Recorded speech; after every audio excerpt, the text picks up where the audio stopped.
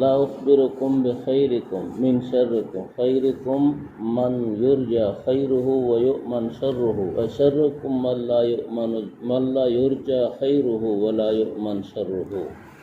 फरमाया मैं तुमको अच्छा और बुरा आदमी बताऊं? तुम में से अच्छा वो है जिसकी खैर की उम्मीद हो और शर से इत्मीनान हो, और बुरा वो है जिसकी खैर की उम्मीद न हो और शर से इत्मीनान न हो। इस हदीस पाक में हजूर सल्लल्लाहु अलैहि वसल्लम ने अच्छे और बुरे की एक तमीज़ बताई, अलामत बताई। अच्छा वो है जिसमें दो बातें हों, और बुरा भी वो है जिसमें दो बातें हों।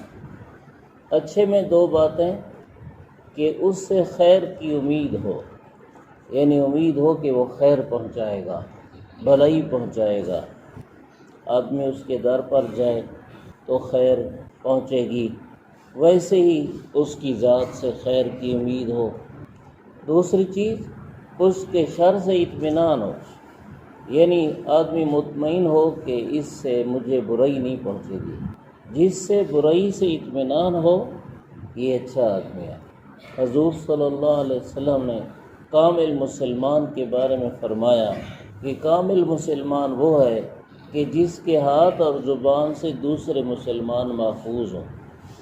और गंदा आदमी फरमाया मल्ला यअमन जारुहु बवाइक़हु, वो मोमिन नहीं है जिसका पड़ोसी उसकी ईज़ाओं से, उसके सताने से महफूज न हो। तो जिसके शर से इत्मीनान और हिफाजत हो, ये अच्छा आदमी है। और फरमाया बुरा आदमी वो है जिसमें दो चीज़ें हों। नंबर एक, उससे खैर की उम्मीद ना हो, आदमी उसको कोई काम बताए और ख्याल यही हो कि ये काम नहीं करेगा, तो आदमी से खैर की उम्मीद नहीं। और दूसरा, उसके शर से इत्मीनान ना हो, यानी हर मौके पर ख़तरा लगा रहता हो कि ये शर पहुंचा देगा।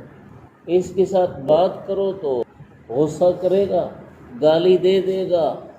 इसके साथ मामला करो, कर्ज दो तो वापस नहीं करेगा, कर्ज लो तो फिर इसकी गालियां सुननी पड़ेंगी। तो किसी तरह उसके शर से इत्मीनान न हो। उसका पड़ोसी बनो तो ये तकलीफ़ें पहुंचाएगा, उसके दोस्त बनो तो डसेगा, दुश्मन बनो तो भी खैर नहीं पहुंचाएगा। किसी तरह से न उसकी खैर की उम्मीद, न उसके शर से इत्मीनान, ये गंदा आदमी है। इसलिए मुसलमान आदमी अपने को गंदा आदमी न बनाए, अच्छा आदमी बनाए। अल्हम्दुलिल्लाह।